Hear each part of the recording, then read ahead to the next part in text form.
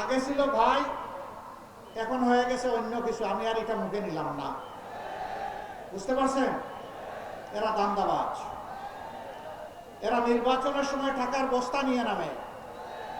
মানুষ আশরাফুল মখলুকাত, যারা মানুষের ভোট, গরিব হোক ধনী হোক, এই ভোট যারা অর্থের বিনিময়ে প্রভাবিত করতে চায়, তারা মানুষ নামের কলঙ্ক। এরা আসলে আপনাকে টাকা দিতে আসে নাই, এরা আপনার ইজ্জত এবং আপনার বিবেক কিনতে এসেছে।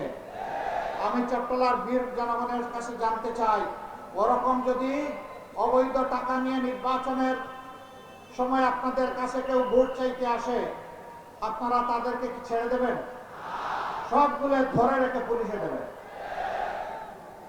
যে আমাকে কিনতে এসেছে, নেন ওরা সামলান, দিয়ে দিলাম আপনাদের হাতে।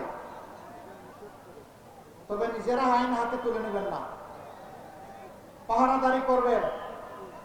আগে একটা স্লোগান ছিল এই দান্দাবাজদের, আমার ভোট আমি দিব, তোমারটাও আমি দেব। এখন এই দিন শেষ।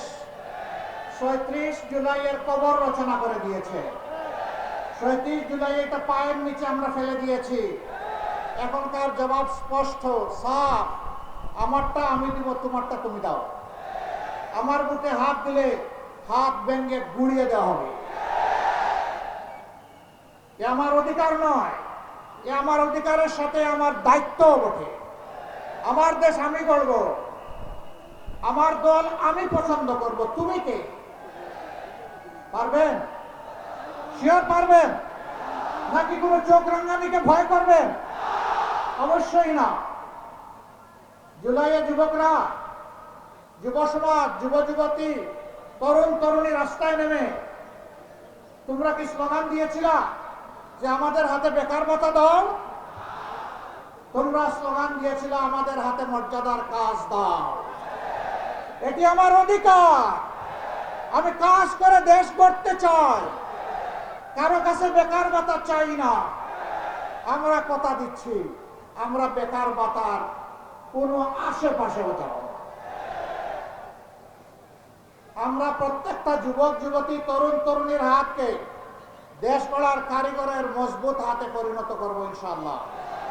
তারপরে কাজ হাতে তুলে দিয়ে বলবো, আগাও, তুমি বাংলাদেশ। হে যুবক, হে যুবতী, হে তরুণ, হে তরুণী, তোমরাই আমাদের বাংলাদেশ। বাংলাদেশ নামের একটা উড়োজাহাজ, সেই জাহাজের ককপিটে ক্যাপ্টেন হিসাবে তোমাদেরকে বসিয়ে দেব।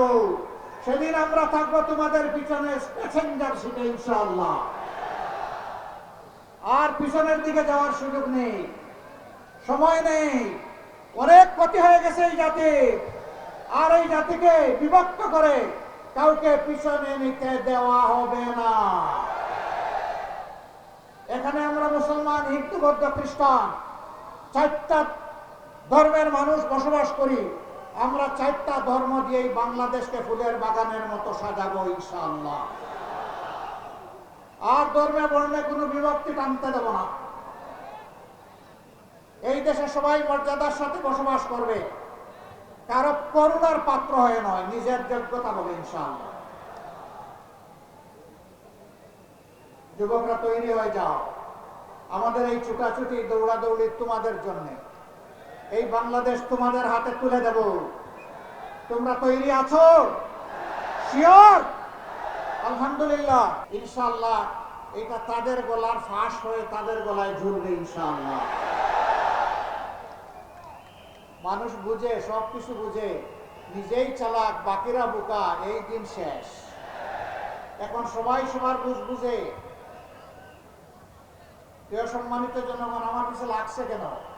আমি ওই যে বলেছি চান্দা আর নিতে দেব না, এই জন্য লাগছে আমার পিছনে। আমি ওই যে বলেছি দুর্নীতি করবো না এবং দুর্নীতি করতেও দেব না। আমি ওই যে বলেছি দুর্নীতি করতে পারবেন না এবং বগলের তলে দুর্নীতিবাজকে আশ্রয় দিতে পারবেন না। ওই তো আমার বিরুদ্ধে লেগে গেছে, চান্দি গরম হয়ে গেছে। আপনাদের চট্টগ্রামে তো এখন চৈত্র মাস চলতেছে, তাই না? হ্যাঁ, কোন মাস? জুড়ে বলেন। মাঘ মাস। একদল লোকের মাঘ মাসেই মাথা গরম হয়ে গেছে। ওরা বৈশাখ মাসে কি করবে, চৈত্র মাসে কি করবে? ওদেরকে বলি ভাই মাথা ঠান্ডা রাখো, তুমি রেগে গেলে তো হেরে গেলে। ওরা আসলে তাদের হার মেনে নিয়েছে।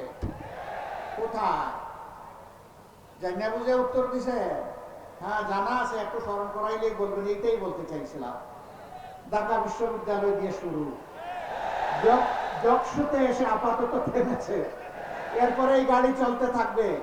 যেভাবে চলেছে ওইভাবে ইনশাআল্লাহ। এই পাঁচটা পাবলিক বিশ্ববিদ্যালয়ের অতি বিচক্ষণ, সুশিক্ষিত, উচ্চ শিক্ষিত, সেন্সিবল আমাদের ছেলেমেয়েরা রায় দিয়ে বলে দিয়েছে আমরা আর দান্দাবাজির পক্ষে নাই, এবার আমরা ইনসাফের পক্ষে দেশ গড়তে চাই। ওই 5 বিশ্ববিদ্যালয়ে যা হয়েছে বিইজনিল্লাহ ইনশাআল্লাহ তাআলা আজিম আগামী 12 তারিখ 56,000 বর্গ মাইলের 18 কোটি মানুষের পক্ষ থেকে সেটাই হবে ইনশাআল্লাহ। আমাদের মা বোনেরা এগিয়ে এসেছে।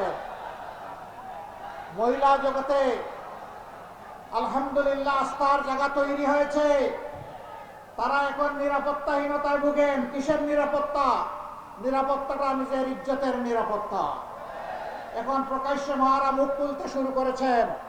তারা বলেন নিরাপত্তার জন্য আমরা এবার দাঁড়িপাল্লায় ভোট দেব, নিরাপত্তার জন্য এবার 11 দলকে বেছে নেব।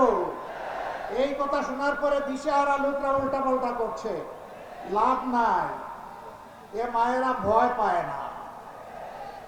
জুলাই 15 তারিখ মেয়েদের গায়ে ঢাকা বিশ্ববিদ্যালয়ে হাত দেওয়া হয়েছিল, সেদিনই বাংলাদেশে আগুন জ্বলে উঠেছিল।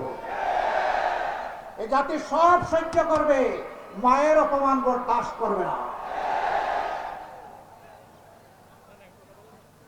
রাস্তায় 10 মাসের শিশু সন্তান নিয়ে 4 আগস্ট মা নেমে এসেছেন। সাংবাদিক বন্ধুদের প্রশ্নের জবাবে বলেছেন আমি গুলি হবে এখানে জেনেই এসেছি, মুহুর্মুহু গুলিতে লাশ পড়ছে ওটাও জেনে এসেছে। তো জিজ্ঞেস করছে আসলেন কেন?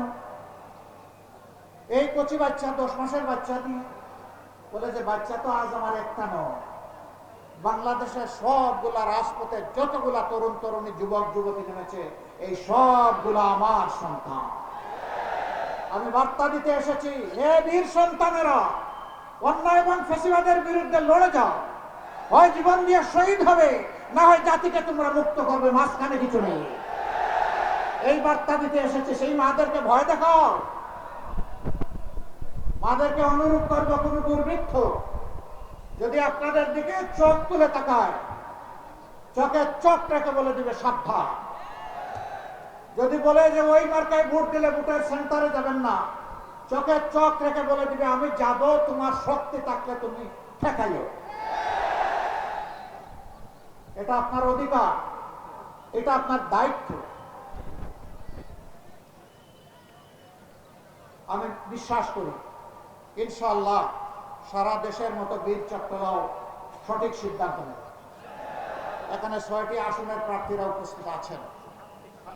8টি, 7টি, আচ্ছা এই 7টি আসন আমরা ন্যায় এবং ইনসাফের পক্ষে 11 দলকে উপহার দেওয়ার জন্য আপনাদের কাছে আমি আহ্বান জানাই।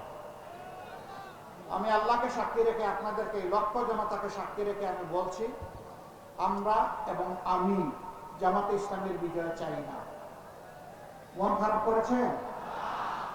আমরা কোন দলীয় সরকার কায়েম করতে চাই না, কোন পরিবারের রাজত্ব কায়েম করতে চাই না, কোন গোষ্ঠীর হাতে দেশ তুলে দিতে চাই না।